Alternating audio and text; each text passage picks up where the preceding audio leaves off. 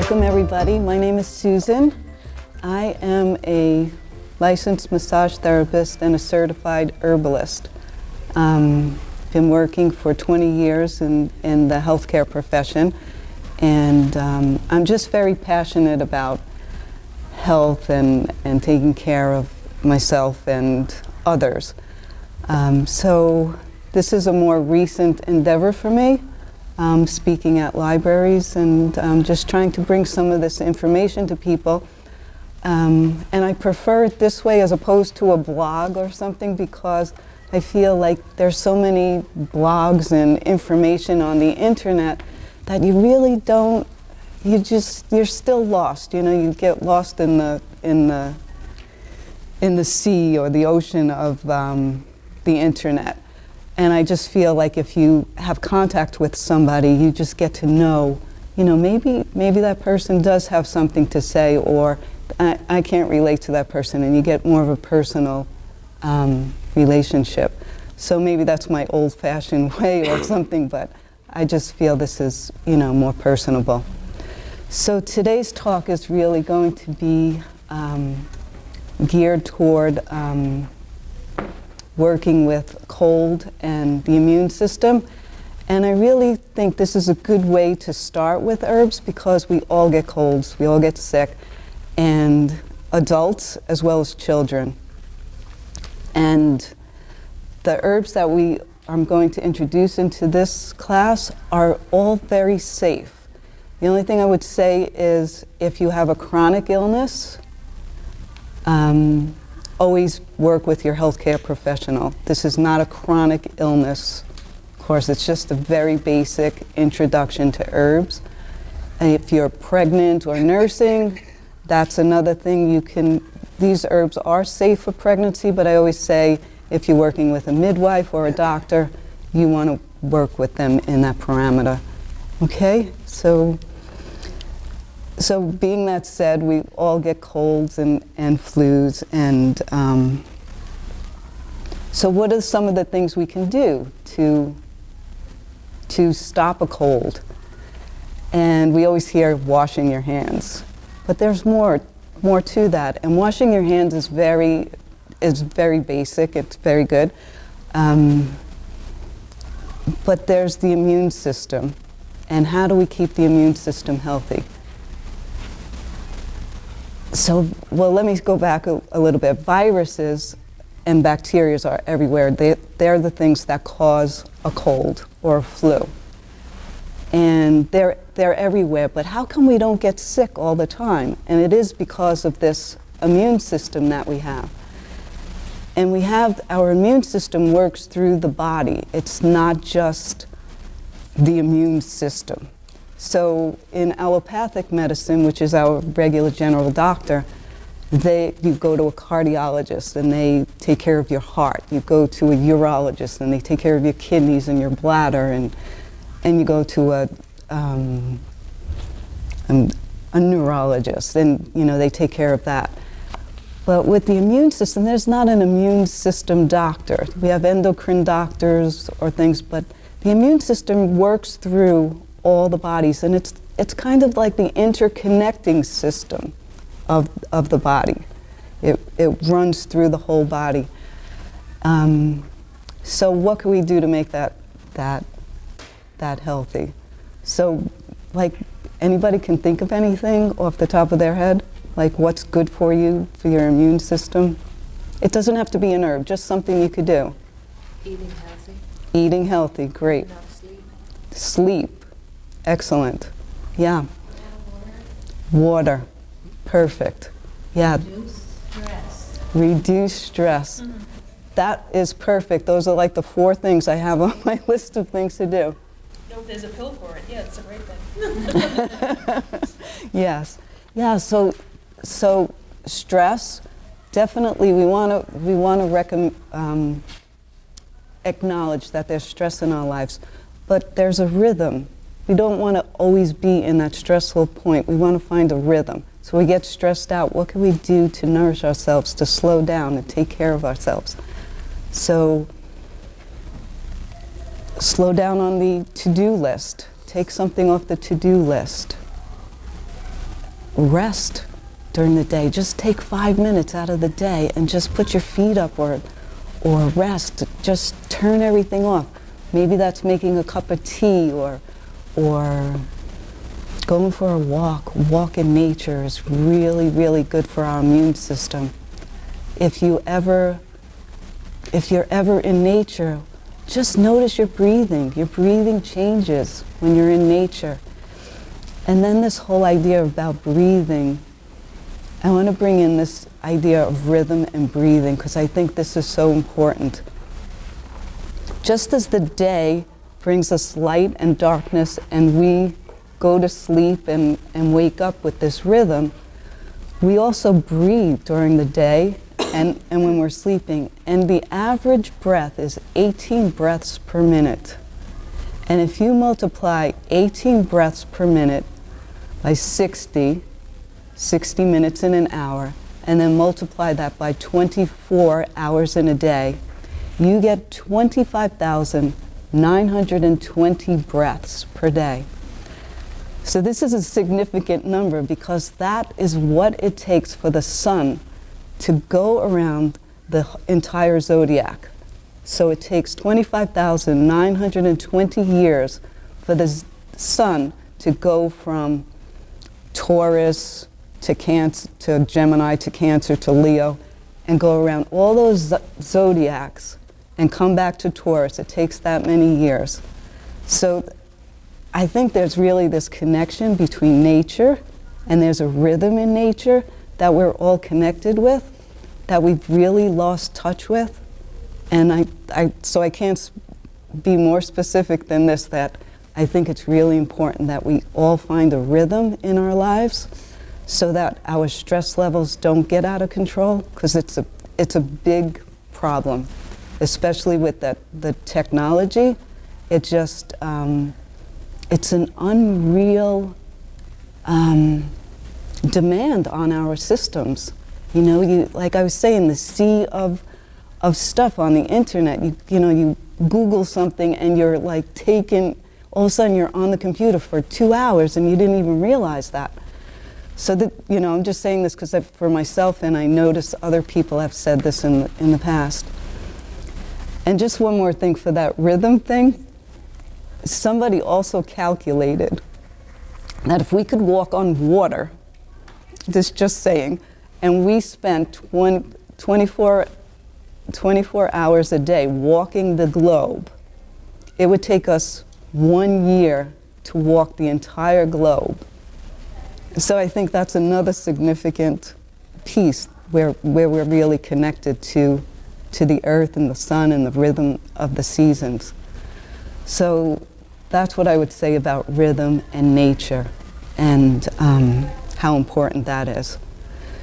And then and the stress and the slowing down and everything. And what was the other two that we said? We said stress, eating properly was another one. So again, this is another big thing, and it's a very personal issue of what, diets, and there's millions of diets out there, and we could debate the merits of each of them, but that's another class. I actually teach another class about that. But we really, I think, coming in tune to yourself and knowing what is good for you.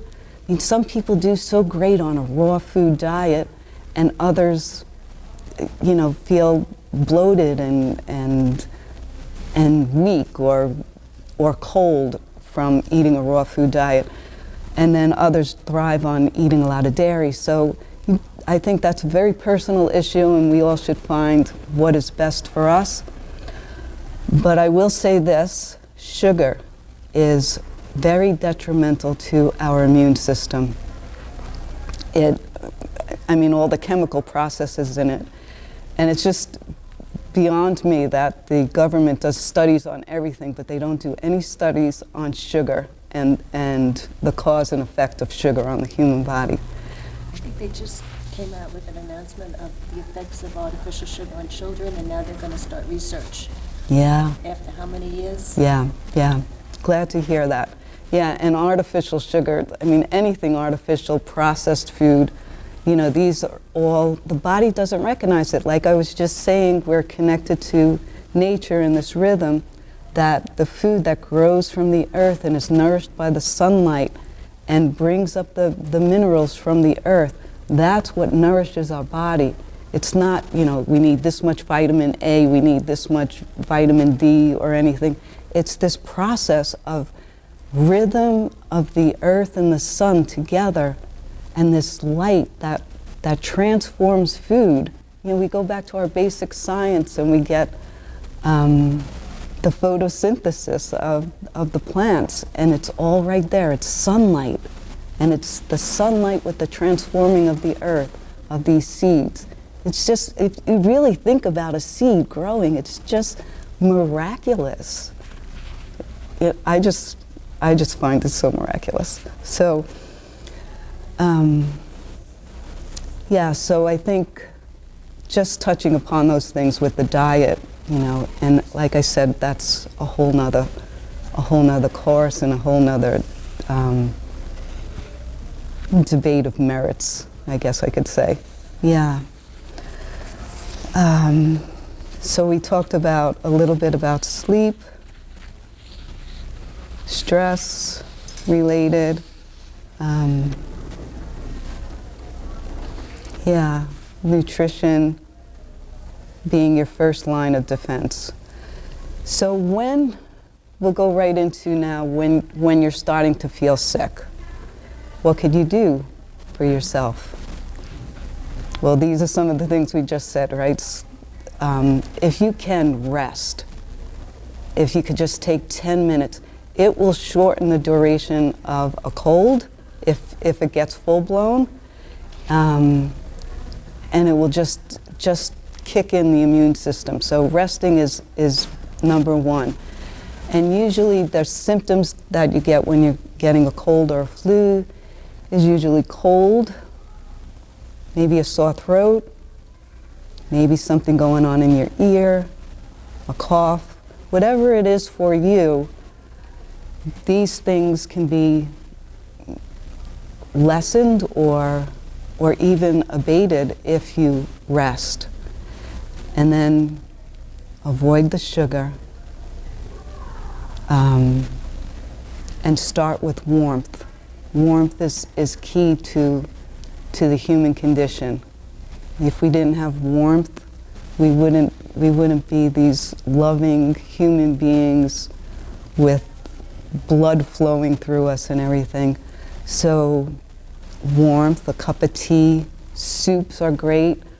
They're cooked for a long time, and it doesn't have to be a vegetable soup. It could be a chicken soup. You know, there really is something to be said for the chicken soup. There's warmth in there. There's lots of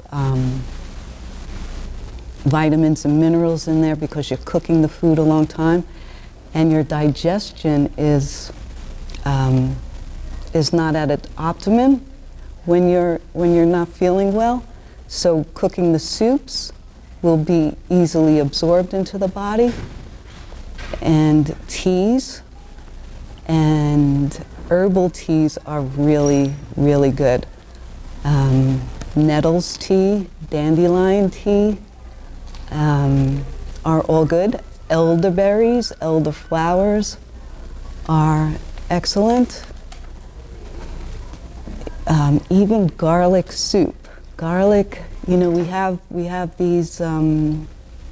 these culinary herbs in our kitchen that we use most often, like ginger and garlic and parsley. All these herbs are in our kitchen because many years ago, that's what people used to keep their family healthy. They would use copious amounts of these herbs to keep their family healthy, and soups and stews and good fats. And I went down a little bit of an avenue, and I want to backtrack to a healthy digestion, speaking about foods, because when our immune system is compromised, we don't digest as well. But I find a lot of people often will put up with a little indigestion, a little bloating, a little flatulence, and when you have these kinds of things going on all day, every day, then these are also things to look at as compromising of the immune system, really within the digestive tract. And the digestion is so related to our immune system. So again, that diet thing that I was talking about helps keep a healthy digestive system. And that, I think, is really key number one that I also talk about in that class on diet and health. So I just want to. Soup? Do you make it, or do you make it? Yeah, garlic soup. You could cook it with a lot of garlic, and you could add like some spinach, or you could add some eggs, like drop in whipped eggs. Yeah, but really, when you're sick, raw garlic is what works best. Yeah. Roasted garlic. Roast the garlic. Yes, you can roast your garlic. Yeah. Like that, like a spread. And eat it like a spread. yes, definitely.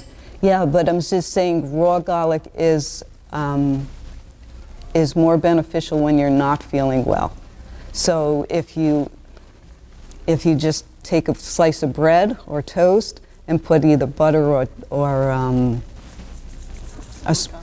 yeah, and then just put a little raw garlic on there and a little salt or a little oil, or if you make an egg, you just grate a little raw garlic, and that actually coats the mucous membranes, and the allium in it draws out the toxins, and it also induces some sweat, creating more warmth, and that's what we want to do when we're not feeling well.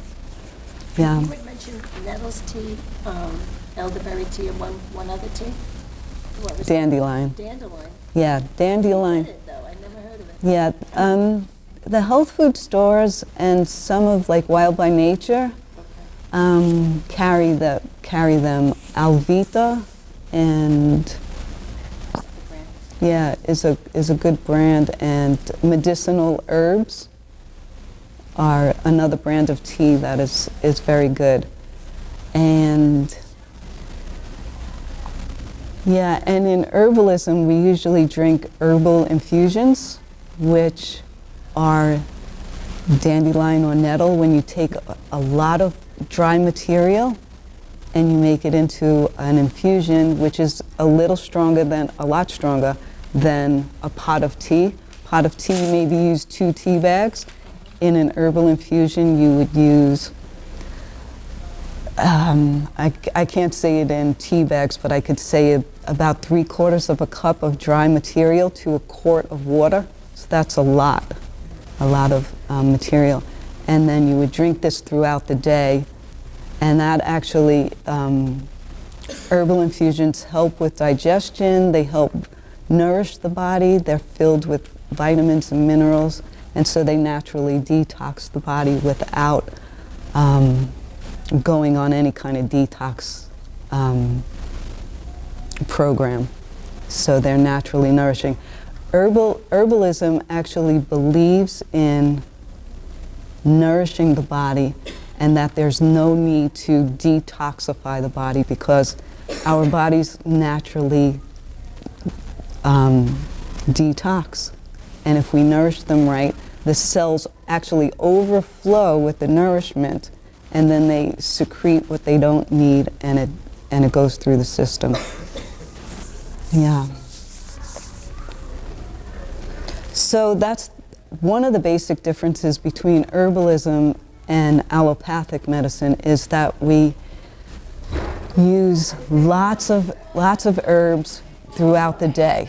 Usually you go to the doctor and you may get antibiotics, or you may get a cough syrup or something, and you take it like 3 times a day or twice a day. But with herbs, we take lots of herbs throughout the day, drink teas throughout the days, because we want to build this nourishing quality that actually builds up the body and allows the body to again, like I said, detoxify itself. And I'm saying detoxify itself in a, for lack of a better word, but it's a natural detoxification, not the kind that we hear people going on a detox and they hardly eat and they're just drinking fluids throughout the day. Yeah. So that's the difference, and I'm not judging anybody, I'm just saying this is what I learned in my studies, and I find it works best for me and people that come to me. Okay, so is anybody feeling overwhelmed with all this information? Well, the infusion versus the tea. Uh-huh. Are you going to teach us how to do the infusion? Is that? Yeah, well, if everybody has put their email address, and I will email you the directions for an herbal infusion, Okay. and I'll email you these handouts on all the different herbs that we're going to go through right now. Okay? So,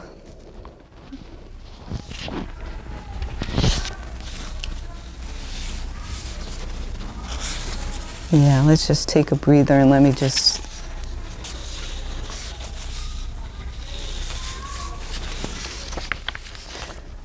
So when you get a cold, you usually have mucus, a fever, feeling cold, and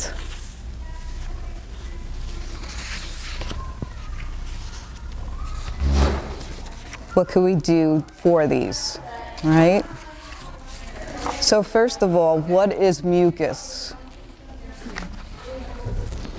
I guess they're leaving now. Yeah. Yeah. So the mucus, right? We all have mucus every day. But what happens when you get sick is you get a copious amount of mucus. And this is actually a good thing. The mucus is there to line the membranes of our sinuses, our sinus cavities, our whole system. Mucus lines our digestive system, our heart circulatory system. It's there as a protection. And so that's why we get lots of mucus when we're sick, because it's a normal immune response. What else can I say about that? So actually, when you take something that's like an over-the-counter medication to suppress the mucus, you're actually suppressing your immune system from working. So it's just something for you to consider with that. And let's see, do I want to say anything else? Yeah. So when you're producing a lot of mucus, it's also seen as cold in the body. So when something's cold in the body, you want to warm it up. So you want to stay away from foods that are cold, like yogurt or fruit juices that are refrigerated. If you want a fruit juice, take a little water, room temperature water, to warm it up a little bit. Teas are best, soups, and that helps just the warming of the body just helps the mucus to slow down and not produce.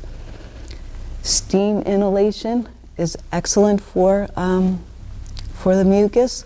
You can do something simple as taking a big bowl, putting a towel over your head. You could put a little eucalyptus peppermint in the water.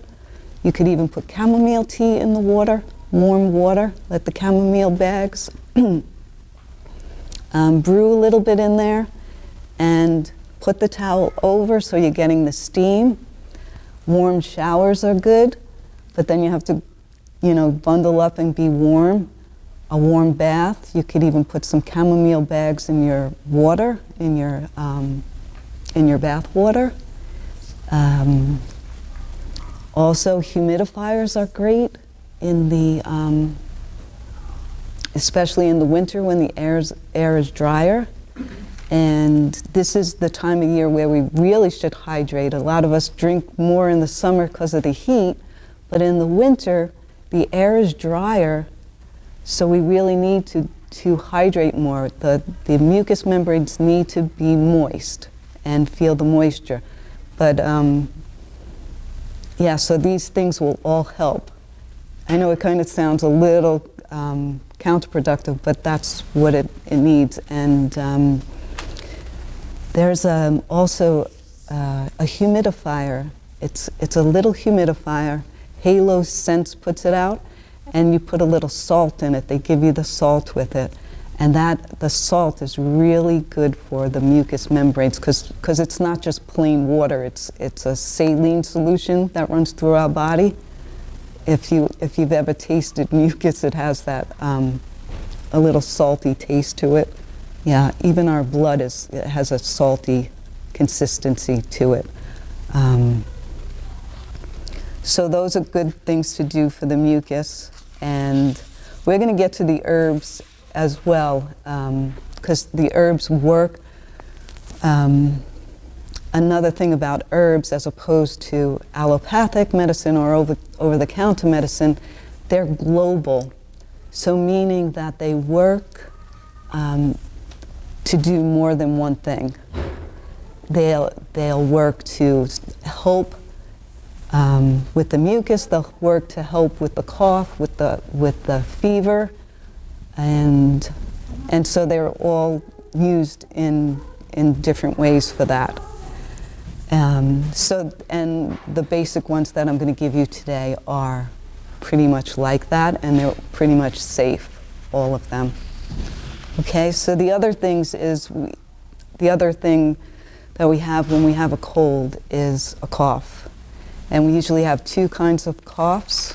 We have a dry cough where we feel like we can't get anything out, or we have a copious cough where we just feel like we're spitting up stuff all the time. And when you have a cough, it's a good thing as well, even though a long-term cough can wreak havoc on the lungs especially. But we don't want to suppress the cough with cough syrups that we get over the counter. We can use elderberry syrup is a good one. Cherry bark syrup is another one. These help work with the body, but not suppress it. So that's the whole thing. We want to support the immune system because it really knows what it's doing. We don't want to suppress it. We want to support it. And so that's what herbs do, as opposed to suppressing it. And one of the things that can happen when you do suppress a cough, you get a lot of mucus in the lungs, and if it sits there, it could lead to pneumonia. And that's when you would really need to go with antibiotics, because pneumonia is really not easy to take care of. You'd have to be very committed for a really long time to take care of it with herbs. So herbs are good for supporting and for keeping an immune system healthy. Yeah, and they're also good for recovery. If we recover, we can we take our herbs a little bit longer. So, all right, today I'm feeling better, I'm ready to go back to work. But just continue with your herbs that you're doing. You don't have to take them as much, but you just continue a few days, and that helps with the recovery period. And it will kick in the immune system so that you're less likely to get sick in the future. Because a lot of times I notice many people will get a recurrent cold, especially during the winter time. As soon as the cold weather comes, they get an illness. It's not so bad, it goes away. Then a couple of weeks later, they're getting sick again, and usually it tends to be a lot worse. So recovery is also important, and we could also, besides using the herbs, we could use some of those other things that we brought up, like sleep, rest, drinking a cup of tea, getting out for a walk, and that, yeah. And then the other thing is the fever. And I think the fever, there's a lot of fear around fever, especially when it comes to children. People say a high fever is, they're going to go into seizures, they're going to get brain damage, all kinds of things can happen. And yes, they can happen, but for the most part, they don't. And I actually have Dr. Barton Smith. He is a doctor at Colorado Children's Hospital, and he has dispelled some of the myths. And I'll also put his information in there, and I'm going to read to you directly what he says about fevers. So, and just, fevers definitely are uncomfortable, but again, it's the immune system's response to burn up the pathogens and get them out of the body. But what he says, so the first myth is fevers cause brain damage, or fevers above 104 degrees Fahrenheit are dangerous. The fact is that fevers with infections, like viral infections, don't cause brain damage. Only body temperatures above 108 degrees Fahrenheit can cause brain damage. That generally happens if someone is trapped in a really hot car. Yeah, it doesn't happen with the flu, he says. Anyone can have a febrile seizure. Actually, only 4% of children have febrile seizures. Parents are often very concerned about when their child gets a fever because they think in any second a seizure can happen. Generally, actually, a seizure can occur, but it's usually not serious with a fever. But a very small percentage of children can get them. All fevers need to be treated with fever medicine. Fact. Fevers only need to be treated if they cause discomfort.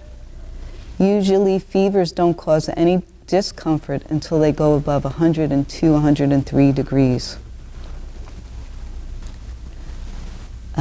Without treatment, fevers will keep going higher. Fact, wrong. Fevers from infections will top out at 105 or 106 degrees due to the thermostat in our brain. So we have a protective system in our brain that really will help quell a fever at 105, 106. And I could speak from a personal experience. My daughter, when she was little, she had a very high fever for 2 days, and I did nothing but hold her and give her the herbs, give her teas as much as I could. And it was a bit scary as a mother, and back then I was just coming into this work, so I didn't have the trust that I have now, but that helped give me the trust that herbs really do work, and resting and the human condition of love and a mother's love is just beyond anything that an herb can do, and anybody that's a mother can relate to that. And I'm sorry because you're the man here, but I'm sure, fathers feel the same thing. Yeah. So going back to Dr. Schmidt,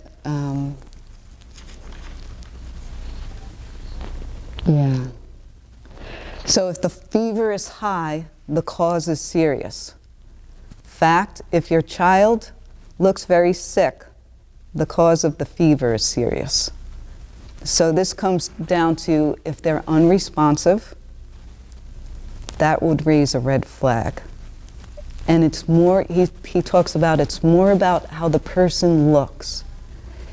So especially with a child, if you know your child, how your child looks, and you just really know, okay, I can't do this anymore, I know there's really something wrong, then that's when you maybe should get some help.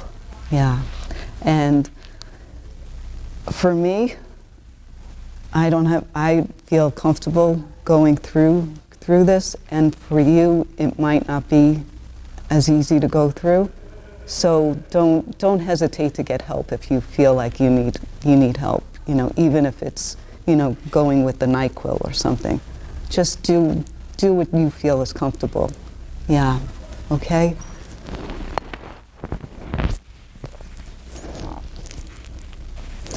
So the number one thing you could do with a fever in herbalism, besides holding your child or yourself, is you keep the head cool. So cool compress, not cold, but cool. So just a nice thick hand towel over the forehead, and the feet warm. And there's also a thing you can do with lemon. Just take some lemon, put it in warm water, and squeeze the lemon in the warm water and soak a cloth in there. Actually soak 2 cloths in there and wrap each foot and ankle with the cloth, so the size of a hand towel. And then wrap another towel around that and even a warm blanket, like a wool blanket, on the feet, and let that stay for about 20 minutes. So the lemon has a way of supporting the fever and drawing the fever down, and the cold compress cooling the head. So in natural medicine, the head should be cool and the legs should be warm, the feet should be warm, the hands should be warm. And because the hands and the feet are where we meet the world and where we do our things in the world. So we want to meet the world with warmth and enthusiasm. And the head is where we think, and we want to kind of cool off our thoughts, if you could think of it that way. And so in natural medicine, we look at the body like that, as the head you want to keep cool because of the thinking. We reach out in the world with our hands and our feet, and we want to reach out with warmth and love. And then we have the middle system, which is the mediator between the two systems, and that's where this rhythm of breathing comes in and keeping that at a healthy. And that we spoke of in the beginning with maintaining our rhythm and the rhythm of what's going on in the world, the earth. Yeah. And just to go a little further with that rhythm, now is the time of going inward, right? We naturally warm up, cuddle up, reach for a book. We naturally reach for a cup of tea. So this is a time of going inward, and it's really a natural process, and we should honor that a little bit.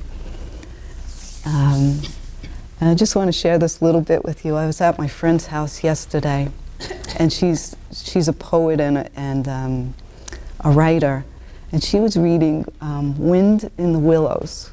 It's a children's book, but in there, I just opened it up to a page, and in there, it was Badger was talking to his buddies, a rat and somebody else, and he said, "I can't do anything right now. Don't you know that it's the law that animals have to quiet down now this time of the year. We have to get in our holes, relax, and just chill." Like he didn't say it that way, but like I just thought that was so incredible that even the Wind in the Willows, it was right there in a children's book that he was saying that. Yeah. So just that little bit of side. Yeah.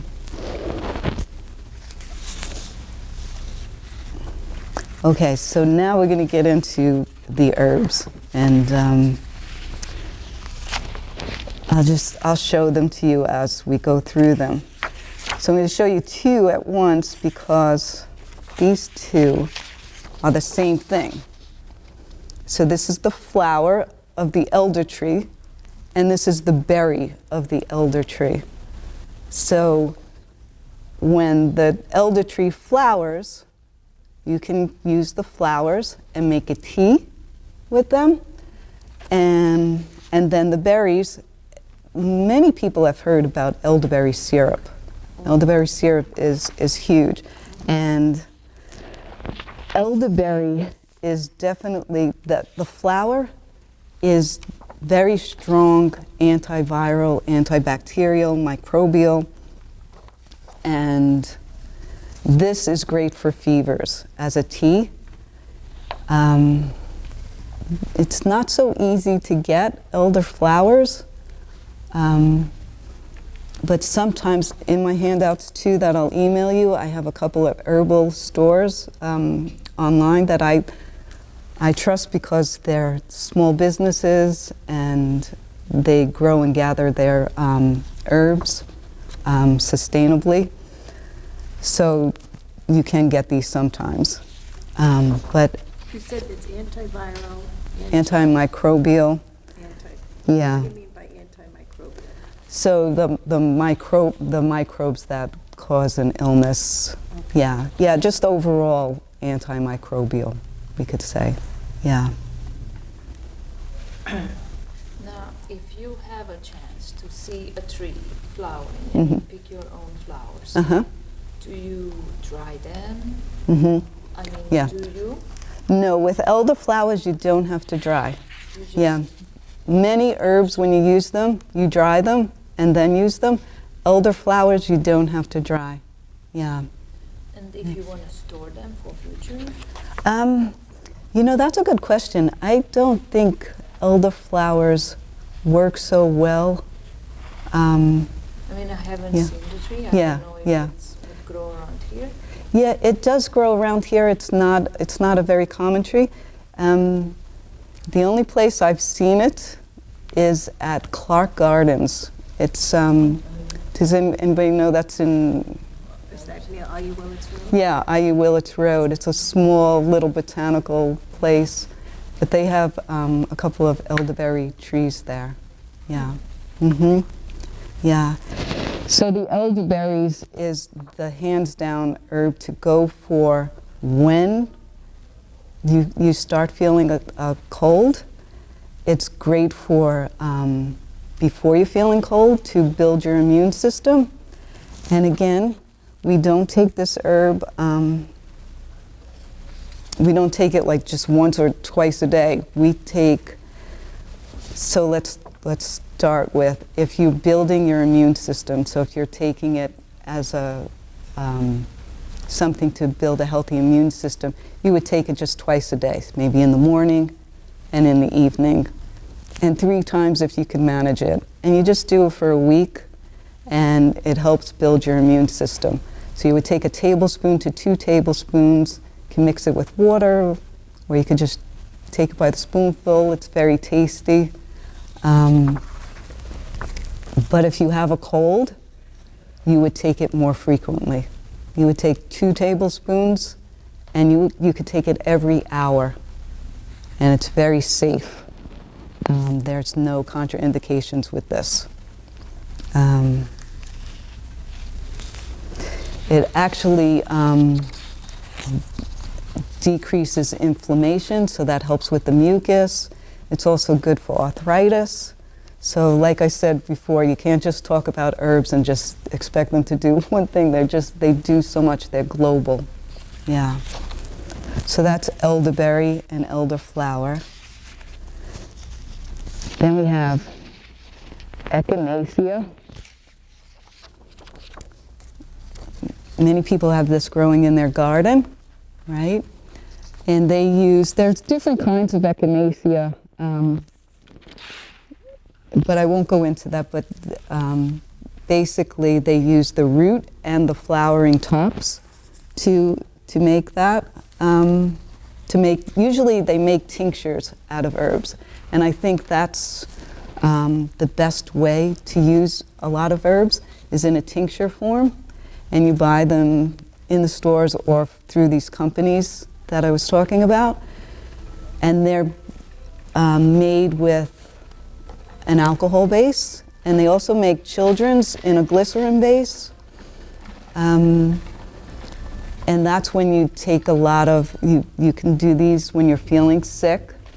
You can do this every hour. You could take echinacea every hour, and it's very good for when, especially when there's an infection, like an ear infection, an eye infection. Very good. They also use it as a skin.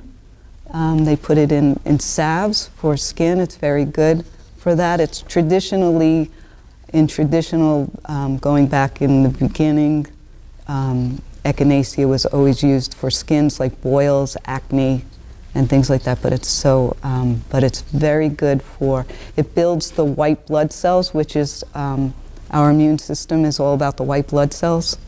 So that's what echinacea does for the most part. And the dosage with echinacea, it's a little different than other herbs.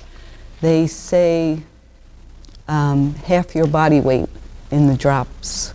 So if you're 150 pounds, you would use 75 drops in each dosage. Yeah, so just with echinacea, but those, when you buy those tinctures, they come in a little bottle with a dropper. Those droppers, they never fill up all the way to the top, but know that when whatever they fill up to, that's one dropperful, and it's usually 25 to 30 drops in a dropperful. Yeah, so you would take 75 full dropperfuls? Yeah. Wow. Yeah, not 75 dropperfuls, 75 drops. Right. So it would be 3 drops, times. 3 dropperfuls. Yeah, and that's only with echinacea. Yeah. And then another herb is lemon balm, and this grows very easily in most gardens, and it's also called Melissa Geist. I guess that's its, I can't even think the herbal name. Yeah. This is very calming herb. So if you're even if you're feeling like a stressful day, having lemon balm is really calming. It's great for the digestive system. You can even, if a child has a stomach ache, you brew a little tea and you can make a compress. That same way we did the lemon wrap. You can soak a cloth in the Melissa, the lemon balm, and wrap the stomach with it and put a warm cloth over that, and then like a scarf is actually a good thing to use in this case because it goes around the whole body, and keep that on for a little while. You can even put a hot water bottle on top of that, or they have those, many people have the neck wraps that you warm up in the microwave. Those are really good to put on the belly to keep it warm. And yeah, 20 minutes, because that's when it usually starts to cool down, and you can repeat that. So this usually is done more in tea form, but they do make tinctures out of this. Yeah. And this is really good besides for the digestion and everything. It's good for the upper respiratory, so anything you're feeling mucus-wise in the lungs, the lemon balm is very good for that. Yeah. And I will say too, when speaking of teas, when you're besides the herbal infusions, when you're even making a tea for something like a compress, you want to let it brew for a long time. Like a good hour, because it opens up the plant, the cell wall of the plant. So humans have one wall in their cell, on their cells, and plants have 2 cell walls. So it's a protection mechanism in the environment that they're growing. So if there's drought or something, they could close down a little bit and be protected because they haven't that extra coating. And then when the rains come again, they'll open up and get that. And then also when we dry them and you buy your teas, they're well preserved so that you, when you pour the water on them, they'll open up and they're preserved. Does that make sense? Yeah? Yeah. Yeah, so, but by letting them brew for a long time really helps break open the cell wall. Brew means on the heat, or you mean just let it settle in the water? Let it settle, yeah, let it settle in the water. Now, So you essential oils, is that the same as tincture? No, No, it's not. yeah, no, essential oils are, yeah, I don't really use essential oils. That's more like aromatherapy. more- Yeah, more like aromatherapy. And what essential oils do, you have to be careful with essential oils. I know a lot of people use them and do that, but essential oils, like I said before, plants are global. With essential oils, they take a constituent of the plant and they steam it, go through the process, and then you just have the essential oil of eucalyptus or the essential oil of whatever, peppermint. And so it doesn't work as globally. It's very concentrated and very, very strong, potent. So you have to be careful with them. But in saying that, eucalyptus is wonderful, or peppermint, like if you're doing a steam inhalation, but just a drop or two, that's all you need. Yeah, so that. And that's what allopathic medicine has done. They have taken plants and they've taken the constituents out of a plant. So something like salicylic acid, which is in aspirin. And they've taken that out of the willow bark and just taken that one constituent out of it and created aspirins. And now aspirins are all different kinds, Advils and this and that. But that's why aspirins they're not that good for you if you take them long term, because they're not working globally. They just have that one constituent. Whereas if you take willow bark, that salicylic acid will maybe cause inflammation in the body, because a headache or pain, you want to open the blood vessels, so you need the inflammation. But it also has something else in it that helps close the blood vessels back up when it does its job. So plants are very wise. Do you recommend anything for leg cramps? What kind I of... have Parkinson's and I get these cramps every night. Yeah, that's a very chronic condition. I'm glad to talk to you a little bit after the class. I think we'll have to email because I feel cramps coming on right now. You feel cramps. So Kate, my husband will be here shortly Okay, to pick me up. hold your legs. Give your legs a squeeze and let them go and I squeeze. do that. Yeah, I've yeah. heard that somewhere. All right, thank you. Yeah. So you're not talking about essential, you're talking about tea? Teas and tinctures. Tinctures are when they take the plant, they grow the plant, and they put them, you can make your own tinctures too. You get the dried material, plant material, you put it in a jar, and then you put 100 proof or more alcohol in there, because the alcohol breaks it open, and you leave it for 6 weeks or more. Squeeze it out, squeeze the plant material out, and then you have a tincture. And it's pretty simple to make a tincture. There's other ways they make vinegars. They use vinegar. So the thing is, you want to break it open, release whatever the plant has to offer. Vinegar is another one. This one company in here, Red Moon Herbs, they offer vinegar infused vinegar infused herbs, herbal vinegars. Yeah, so like dandelion, and you could just put them on your salad or in something. Yeah. Will you send the name and address of these herbal companies that you trust? Yes, I will. Great. Yeah. Yeah, I'll give you all of that, and I'll give you these as well, so you know what to. You have a picture of them, and you'll have yeah, what they do, and it'll tell you how to use it. Okay, and any considerations with it. Yeah. Okay. So like garlic, we'll go to garlic next. Everybody knows garlic, right?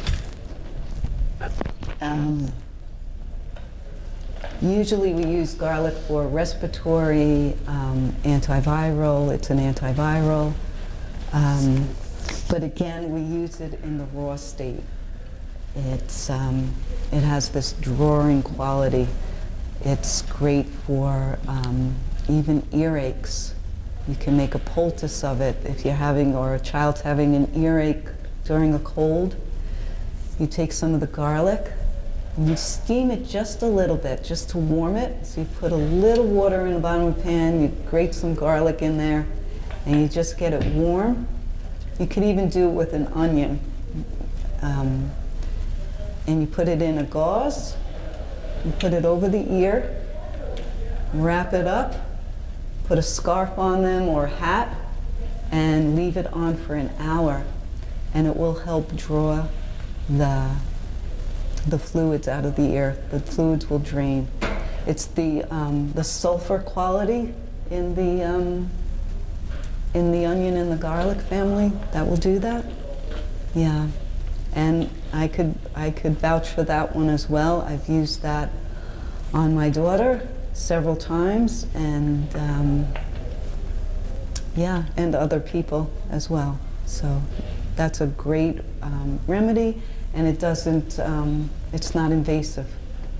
Yeah. Yeah, so garlic is also very stimulating, so it'll help you sweat. And so that's good when you have a fever. It'll help keep the sinuses moving, you know, keep the mucus coming out. And in saying that, it keeps the mucus coming out, but it will also moisten the passages so that the passages will Flush out the germs. yeah, flush out the germs. Right. Thank you. Yeah, and so then the mucus will slow down. Yeah, so it increases it, but then by doing that, it'll help slow it down. Yeah. So, I mean, the considerations with garlic, some people are allergic to it. Some people get digestive issues from it. So, and if you have a heart condition, sometimes too much garlic is not good for a heart condition. So those are just considerations if you have any of those things, and that'll be on here. And that's usually only if people are eating. I know a lot of people have heard this thing about eating a garlic bulb a day will keep your blood pressure low. So people usually in that category will maybe get some of those symptoms and have to be more careful. But if you're using them short term, you should be okay. But just to be mindful. Yeah. And then we have ginger. I'm going to go through two more, and then we'll pretty much be done. Okay. So ginger is a great herb, and many of us know ginger as well. We may not use it as much, but it's readily available. It's great for sore throats. It's a good go-to herb for a sore throat. Drinking it as a tea mixed with a little lemon really works well. And you could squeeze the lemon, and then you take a couple of slices of those lemon, you put them on a cloth. Again, that same sort of thing with the compress, a cotton cloth, and then a warm scarf around your neck, and leave that on for a while. and that'll help with the sore throat, quell that sore throat, the heat in the sore throat. It's great for congestion. And again, I didn't mention honey, but honey, if you mix it with the tea, you could just make a basic lemon tea is great for a sore throat, or ginger, lemon, and honey. That's a wonderful combination. It tastes really good. And it'll heat up the body again, work a little bit like the garlic, moisten those mucous membranes, and again, yeah, just help heal them. Okay? So, let's see. Oh, this is great. I got this from one of my herb books, Stephen Verba. And he says, ginger increases the potency of herbs and pharmaceuticals if added to a protocol. It inhibits bacterial resistance mechanisms in pathogens, stimulates circulation, and reduces the toxicity of endotoxins and pollutants. It dilates blood vessels and increases circulation, helping the blood and the constituents in the blood from other herbs to achieve faster and more effective distribution in the body. So what he's basically saying is that if you add ginger to your health care, whatever you're taking for your sickness, it's going to increase their vitality in the body. So it's going to push things through the blood system, it's going to push things through the whole digestive tract and increase their availability to the body. So I thought that was pretty good with ginger. Yeah. And then last, I think this is one of my favorite herbs, especially for children, is chamomile or chamomile. And this grows very readily, easily in our gardens. And there's two kinds. There's German chamomile and Roman chamomile. And it's German chamomile that typically we use in this. And so chamomile usually as a tea, but it also can be used as a tincture. And again, this herb is great for inflammation, conjunctivitis. Sometimes the children come home with conjunctivitis. You just take 2 tea bags, let them brew for a little bit, put them over the eyes, and let them rest a little bit with that. That's a good healing for that. It's good for quelling a upset stomach, digestion, and it actually tastes good. I find children really like chamomile, especially if you mix it with a little honey. Honey we don't want to use in children under 2, under 3. I would say 3 to be safe. But yeah, chamomile mixed with a little honey is a wonderful tea. Again, going back to children's books, if we go to Peter Rabbit, when he gets into Mr. McGregor's garden, I don't know if anybody's familiar with Peter Rabbit, but he has this day where he's eating all the food in Mr. McGregor's garden, and then Mr. McGregor sees him and he's trying to run away from him, and he has a rough day, and he finally makes it home, and his coat is all torn, he's worn out, and his mother puts him to bed with a cup of chamomile tea to quell his stomach, and it's also very calming. It's a nervine, so it's a great before sleep tea. Even if you're feeling like you can't get to sleep, chamomile is a good cup of tea to have at night. Yeah. So those are the basic herbs that I think are really good to use for just a common cold. Does anybody have any specific questions about what I spoke about or anything specific to themselves? that they want. With the elderberries, since flowers are available all year round and fresh berries are available, what's the best way to buy it? Okay, the berries you can usually find dried. Those are okay, and you can make your own syrup. But their syrup is these herbal companies that I would recommend, and other places you could even find them in the stores. That syrup is a good way to go with the elderberry. Yeah. And the reason why I feel passionate also about these companies is we really need to think about where our food comes from. And I think the same thing holds true for our herbs is, you know, the quality.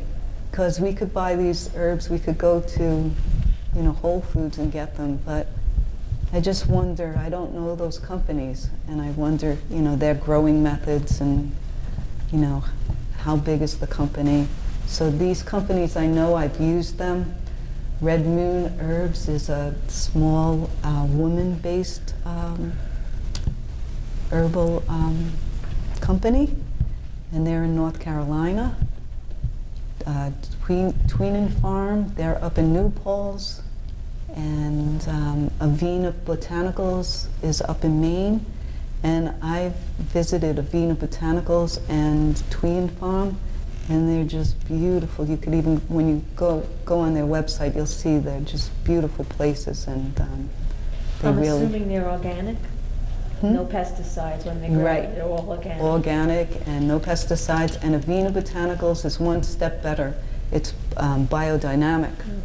Yeah, biodynamic is really a way that really attunes with the planting and the cycles of the sun and the planets. So it's a whole nother system. Yeah. I do have a question, not about elderberry, something more simple. If you have it in your garden, like next summer coming around, you plant chamomile or the lemon balm or something simple. Mhm. You pick them when it's fully grown. How would you store them away? Like, would you Mhm. sun dry them and just store it in a jar or a Ziploc bag? Like, what's Yeah, your yeah. You Yeah. don't do your own. Yeah, no, I do. Some like chamomile definitely and lemon balm. Yeah, so when you grow your herbs, you want to get them to the height of their growth, right? So, and you want a nice sunny day when you pick them, so they're on the dry side. And then you can do different methods. I have big wicker baskets or wire mesh things, and I put them in there, and I leave them either out on the counter, or because outside, you know, you never know, I could leave something out. Or you can make bundles with them, tie the ends of them, and hang them upside down to dry. And then you can, once they're completely dry, you could crush them a little bit and put them in a jar, seal it. I don't tend to use plastic too much, but I use a lot of jars. But you could store them in plastic as well. But you know, plastic sometimes can hold a little moisture more. Because I have read on the internet that some herbs has to be freezer, but that was information I wasn't really sure about. Yeah. No, freezer, no. Yeah, you could keep them. Yeah, I wouldn't keep them too long. You know, like a year, a little more. Yeah, like, but I wouldn't keep them over a year. Once they're made into a tincture with the alcohol, you could keep them longer. Would it be stronger the tea or the tincture? The tincture is stronger.